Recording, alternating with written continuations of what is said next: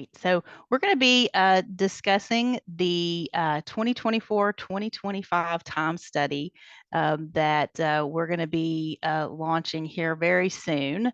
But I do want to give some background information on the 2023-2024 study that we did. So that was really our pilot for this project.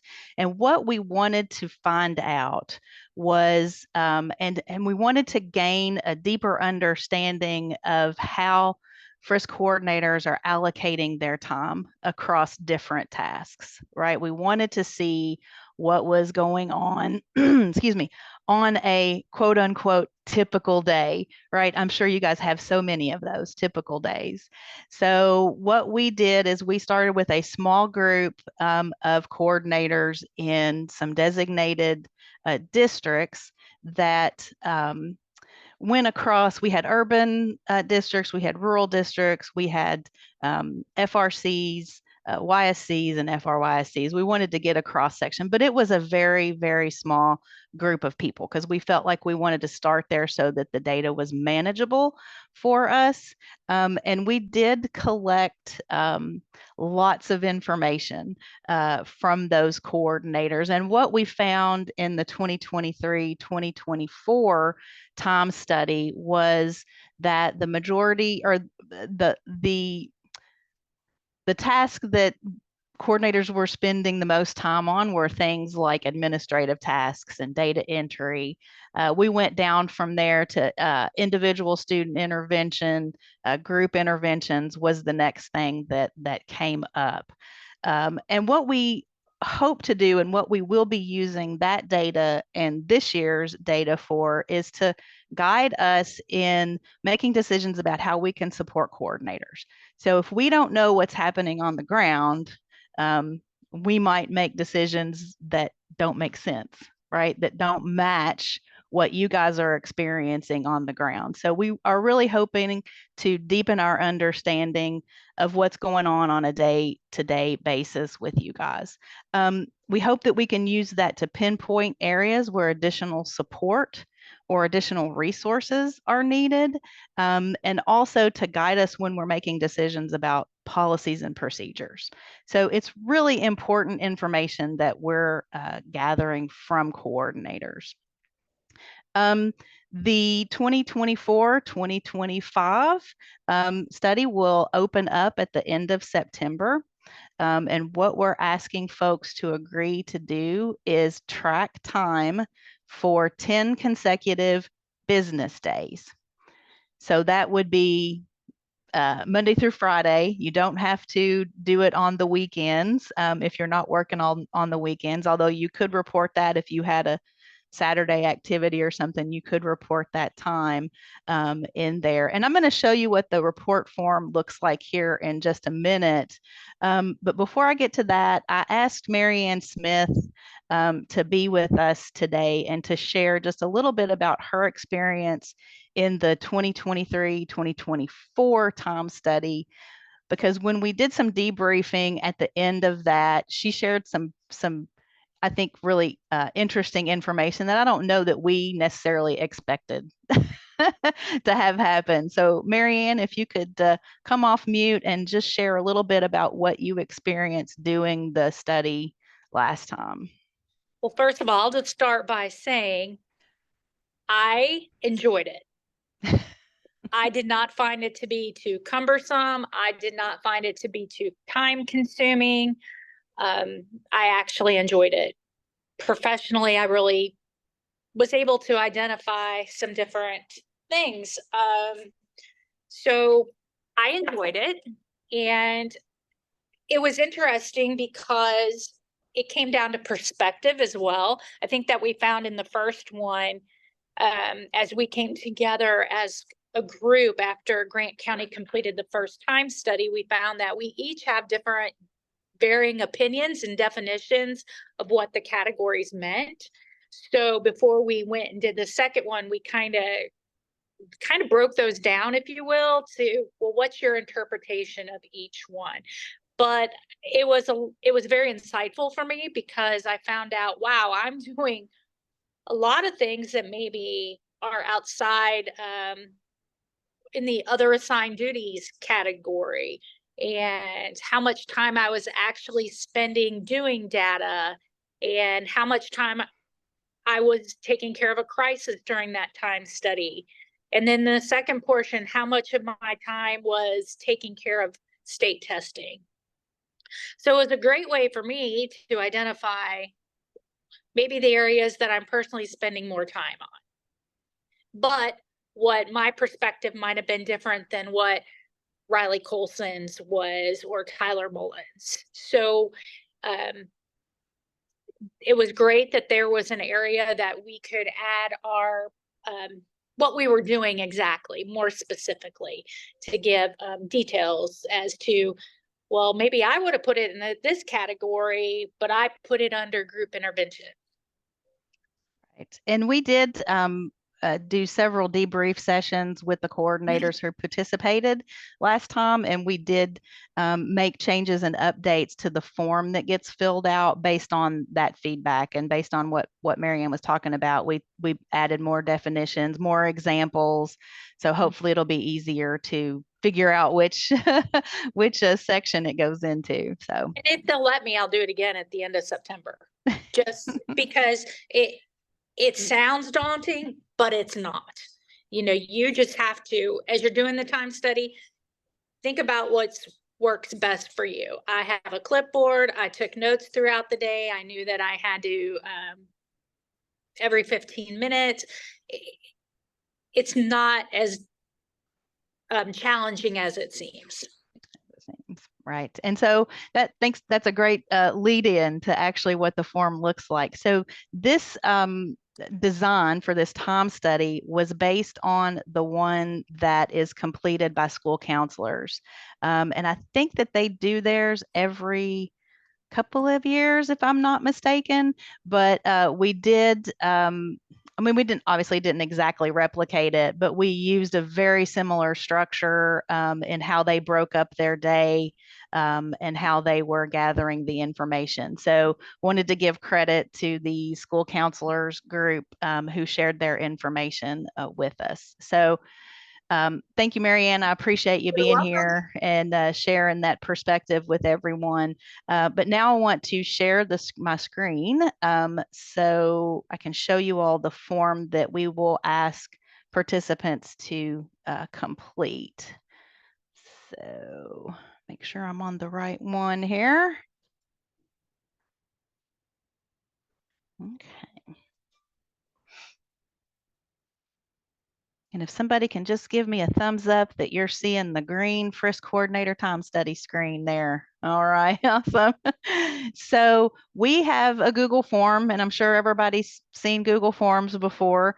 They're very easy to fill out, very simple. What we will ask participants to do is complete one of these forms for each one of the days that you're participating in the study.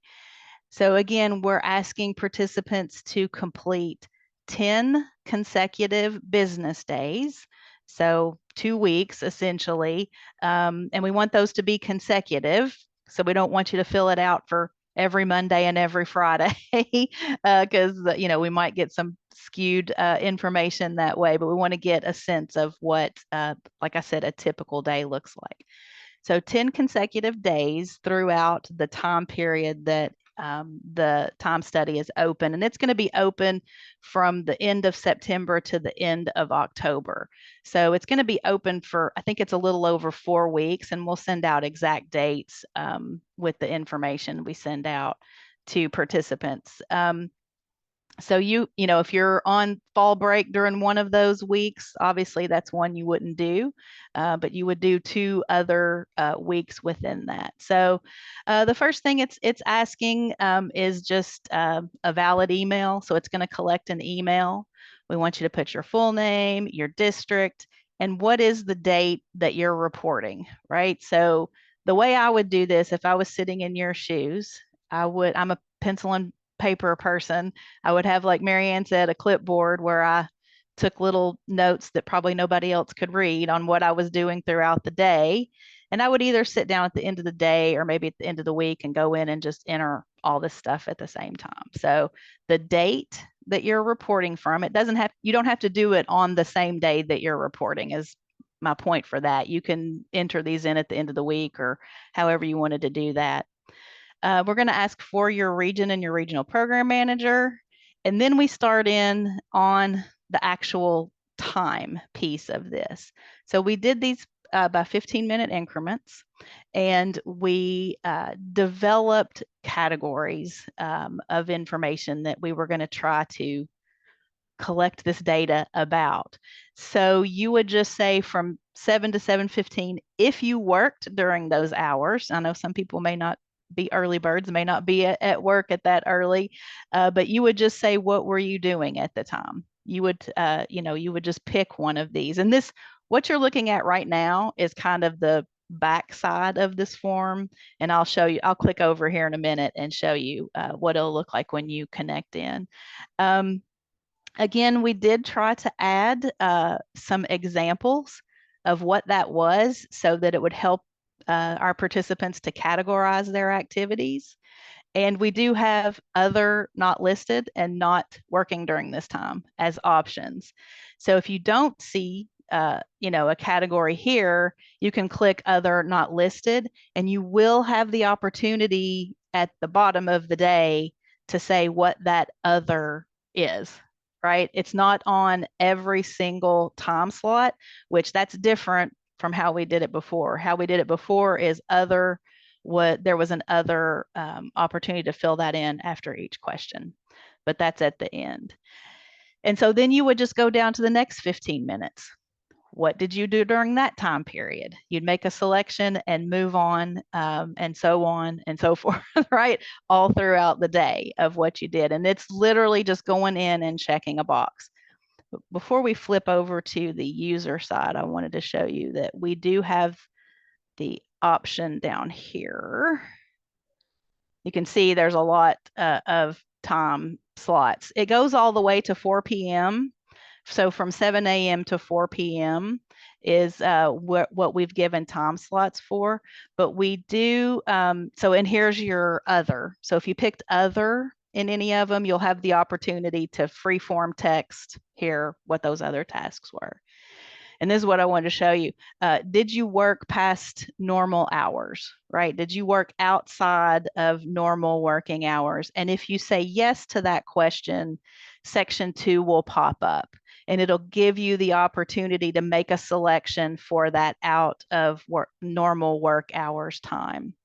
And I wouldn't have been able to show you that without filling all that in, because those are all required questions on there. So I wanted to show you that before I flipped over to the preview side. So, all right. Make sure I'm sharing right. Okay, so this is what it looks like when a participant logs in.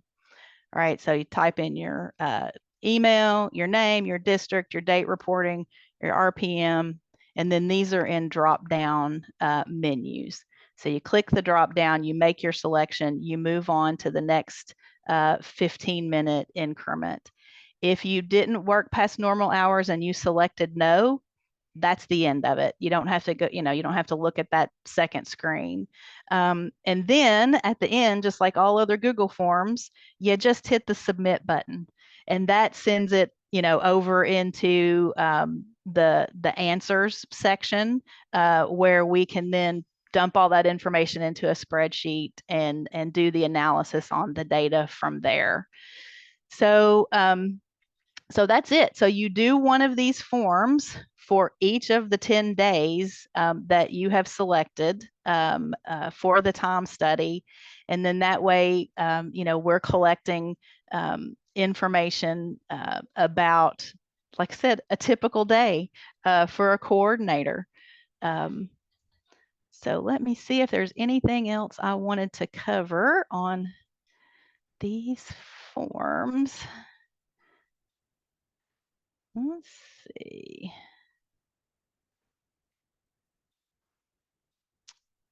So the next thing I want to talk about is the interest form. So this is just our way of collecting who wants to participate with this. We are hoping to have a good representation from coordinators across the entire state. We have not asked particular districts or particular schools or particular regions through this in this second round. We really want to get, I think our goal would be probably like 10% of coordinators. So if we have rough estimate 961 coordinators, that'd be 96, who would agree to participate in the time study. That's our goal. We're happy to have any participation more than what was in the pilot of this. We'll be very pleased with that amount. So we are asking if folks are interested, if they fill out the this interest form. Again, this one's really quick. This is just name and email and your region and your center name or district. That way we can make sure that you get the information that you need. It'll include the instruction video, again, the dates will all be in there. Written instructions will be in there. Any information that's needed, we can send out. And we can also do any further communications that way. So we can remind folks to fill out their time study forms and follow up with folks at the end. So now we can open it up for questions.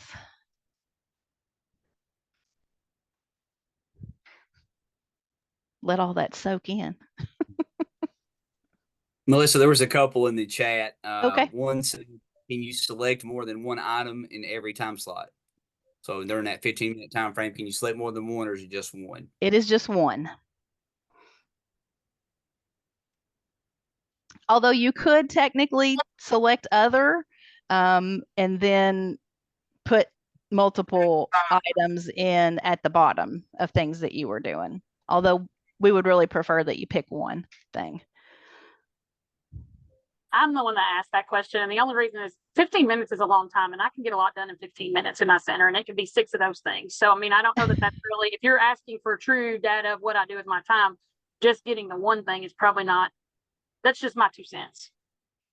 Absolutely. Yeah. And I recognize that, right? Like multitaskers and, people who have all kinds of stuff going on. I think that what I would recommend on that is what was the main thing? What was the big rock during that 15 minutes, even though you may have answered, a phone call from a teacher and put away some stock, but the main thing was helping that kid who came in and needed something, right? So that would be my recommendation on that. Yeah. And then the interest form, is that something, Melissa, we send out through the Gov Delivery to the coordinators who's interested? Is that how they get that? We can also put it in chat. There you go. So there is a link in the chat for the interest form. Get that out to folks. We currently have, how many do we have? How close are we to our goal? We currently have 73 coordinators who have said that they are interested in participating. I think I see some names that I recognize from the list on here. So that's awesome. We appreciate you guys being here and for signing up for it. Great question, Hannah. How will the results be shared? So what we did the last time is we did send that information out through Gov Delivery. So all the coordinators got that. We sent that out to district contacts as well for the participating districts. And then we did debriefing sessions.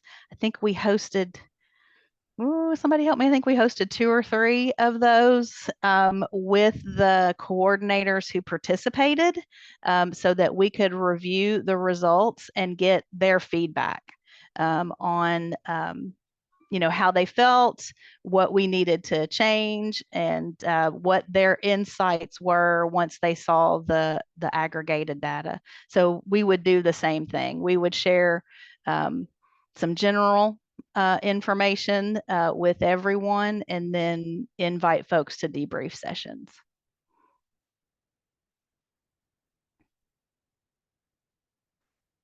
Okay, Shannon Garrett, I'm sorry, I'm working from home while my daughter's sick, so I'm leaving the video off right now.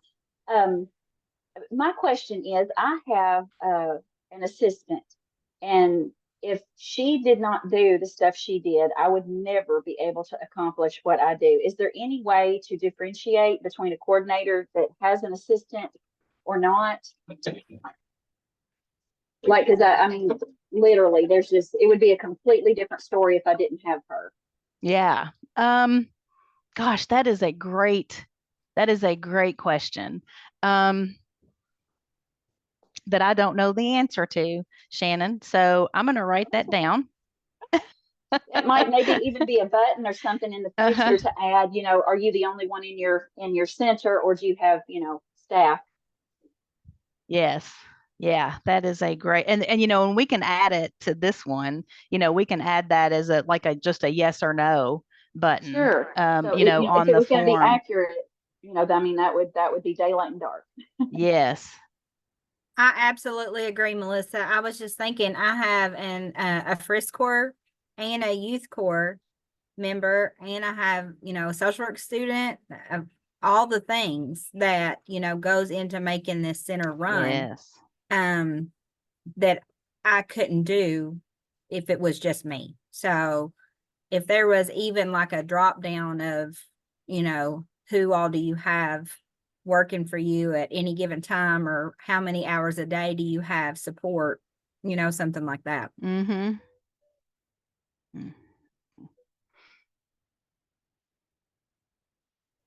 I'll have to think on how to word that, and because I don't know that we would necessarily need to collect that on every single day. What I worry about is adding so many questions onto that form that we're asking folks to fill out every day that it makes it even more challenging, right? I mean, it's already, it's challenging. We recognize that it's challenging to go in and click those things, for a day. Although, Mary Ann can attest that it wasn't as bad as we all thought originally. But yeah, that's something that I will definitely ponder and see how we can't collect that information. I wonder if there would be any way to put it where,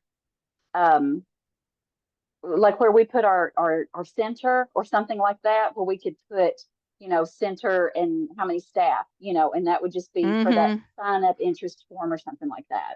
Yeah. Or it could be like a post survey, right? Like when we collect everybody's, their 10 days that they report in, send that, follow up at the end. And that's a great one, Hannah, that we could also ask who has support staff, and then list some of the things that they do to assist. So it might be a post survey, but that is excellent information to collect. That's why I love having you guys on here. Y'all think of things that I never would.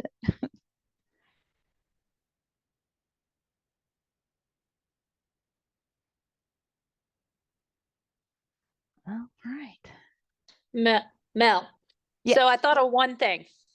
So when it comes time to the spring survey, make sure, just jot a little note down that you fill out the correct spring survey form, because in full transparency, I did not catch it and could not figure out why all my days weren't being captured.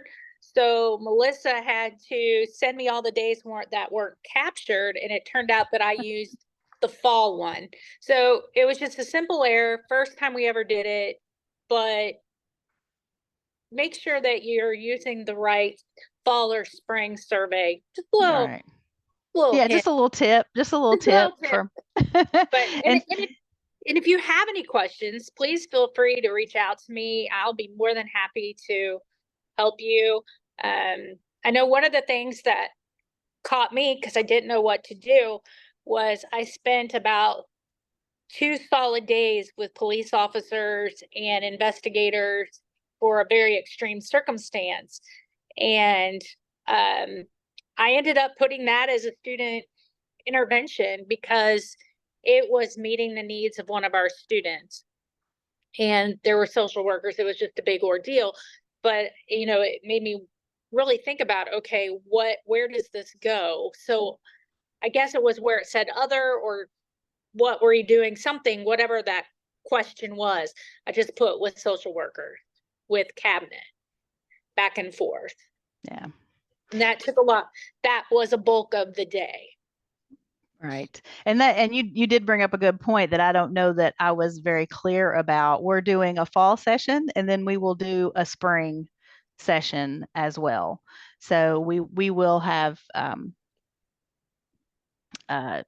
two times that we do this because we recognize that tasks are different based on the time of the school year. So it's important to have both of those perspectives.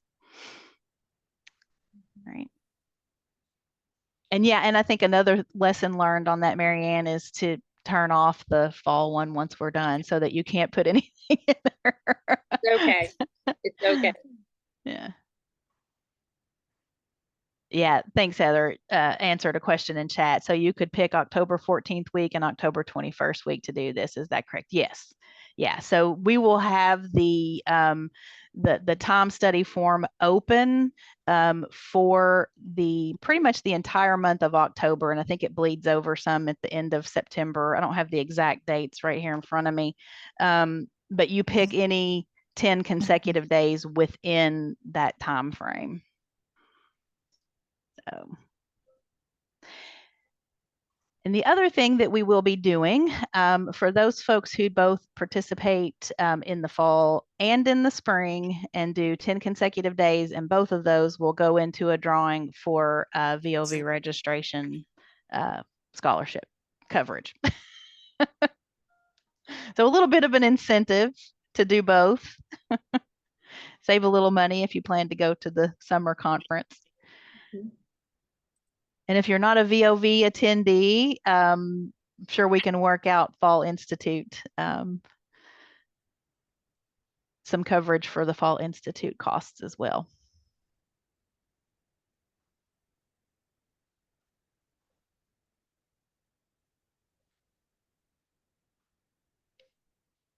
What other questions?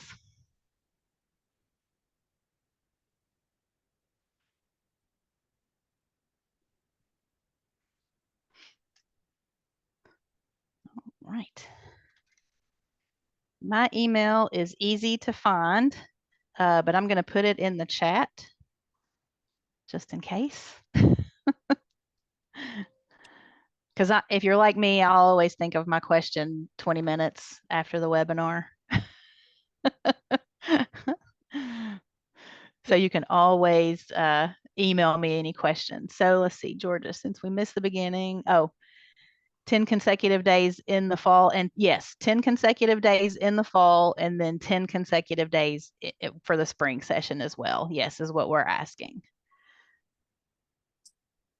And what kind of supports are you anticipating implementing with the results of the time study? That's a good question. One of the things that came out of the last one was how it seemed like there was little time doing home visits. There wasn't as much time doing home visits, I think, as what I expected.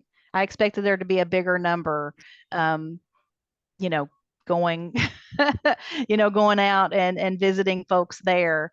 And the home visiting training for NCO has been on the list to update for a while now, but we have prioritized, some other things. But it was coming up there, and I think that Quentin and I, discussed it after the time study, and we were like, okay, we don't need to raise that one to the top just yet, right? Because it seems like there are other pressing training issues that need to be addressed first.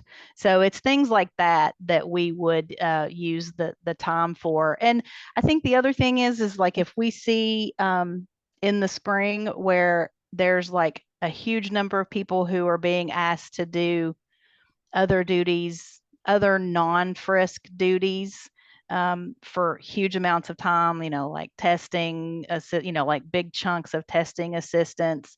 I think we can have some conversations about how to navigate that with districts, like with district contacts, with principals. We might be able to develop some talking points for coordinators to use in negotiating, how you use your time, especially when the schools are asking you guys to do those non-frisk tasks that maybe you're not, that aren't a part of the contract. Trying to be politically correct. Does that make sense? Did that answer the question,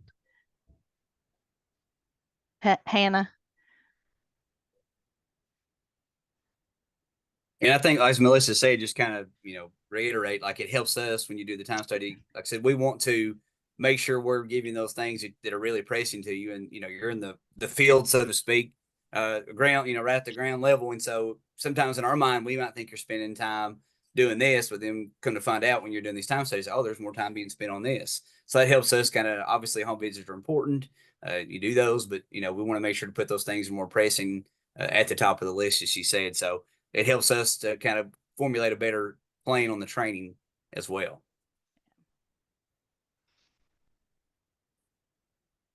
And I think we would all be happy if we had less data entry. Yeah. I don't know if we can cut it down much more, but I always think of time seems relative, right? That saying, time flies when you're having fun. It's true, right? When you're doing a task that is hard or that you don't like, it seems like it's longer than it actually is. And when you do a time study like this, it gets down to what is actually happening, even though it might feel like it's taking 5 hours to get all your Infinite Campus data entered. It really might only be an hour. Right. I mean, I don't know. I'm just making that up. I don't enter Infinite Campus data. Maybe it does take 5 hours to do it. But it takes away the, I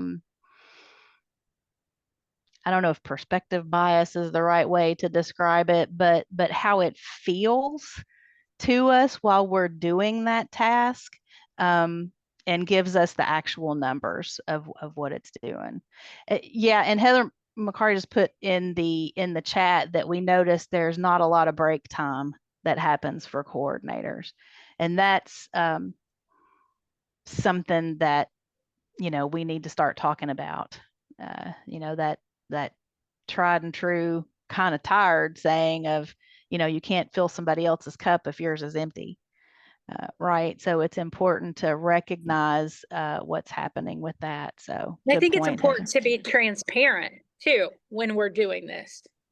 You're looking, and the division's looking how to help us improve, how to help us grow. Also, for lack of a better word, I guess, protect us, making sure that we're doing what we're supposed to be doing. And if you're not getting that break, even though we should be getting that break, I think it's important to put down that, no, you didn't get that break. Yeah. Or if you're working those over hours or those Saturdays, that we're putting that stuff in there. Has there been any, one of the questions you may have answered this, Melissa, I was trying to make sure I had my approval code stuff, but one of the questions was about district contacts or people from the district. Have there been any reaction to the information, that how the time has been spent? Do they know, don't know yet, or? I haven't gotten any reactions at all. And so I do know that we obviously shared the results from the last one with the regional program managers. And I did hear from several RPMs that they were going to be sharing the information in their district contact meetings, but I haven't gotten any feedback from that.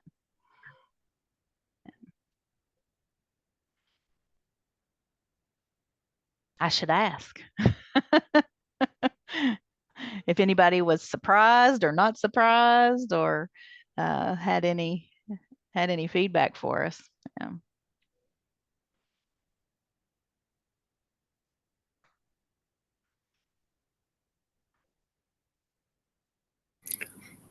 We did discuss that at our meeting. This is Regina. How are you? Hey, Regina.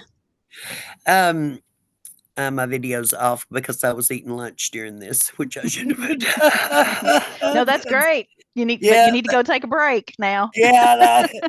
Well, and sometimes, we all, and I don't know if anybody else, but as far as taking a break, people around you don't like you saying taking a break because a lot of people don't get to take a break.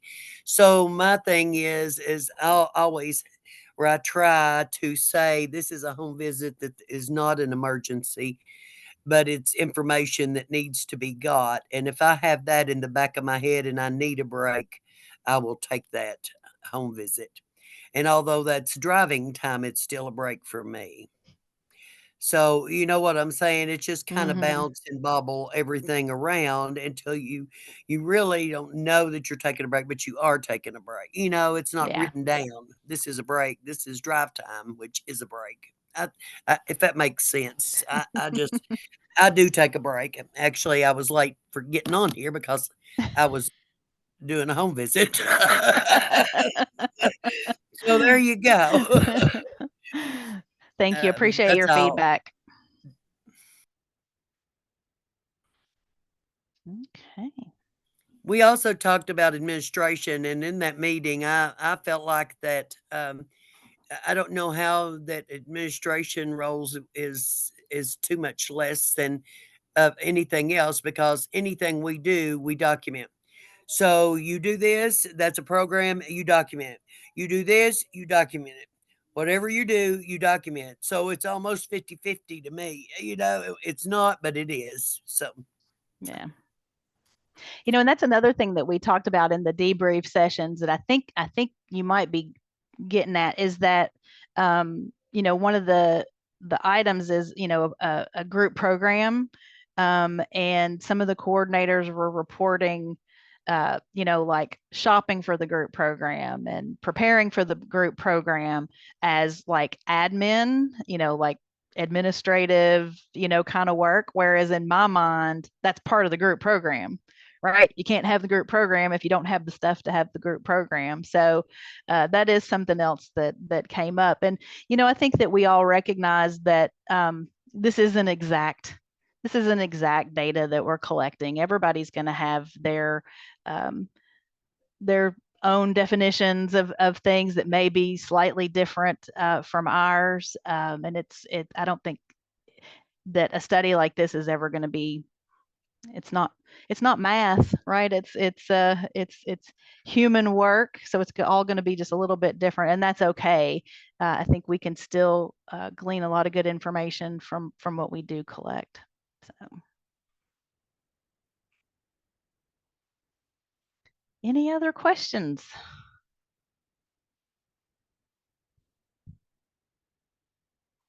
So we will be sending out more information about this, definitely to the folks who have signed up on the interest form. We'll get the video put up on the training hub. We'll actually send that out, also the link directly out to anybody who's signed up on the interest form. And then we'll send out information, on how to get support throughout the whole thing. And hope to see you guys joining us for this study.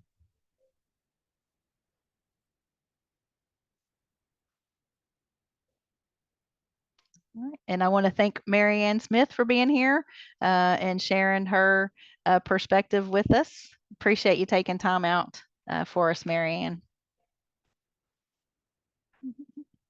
Let me know if you need anything else Okay. or if anyone needs anything. Yep. Thank you. Thank you. And so I think, Quentin, now is when you share your survey stuff and in the recording.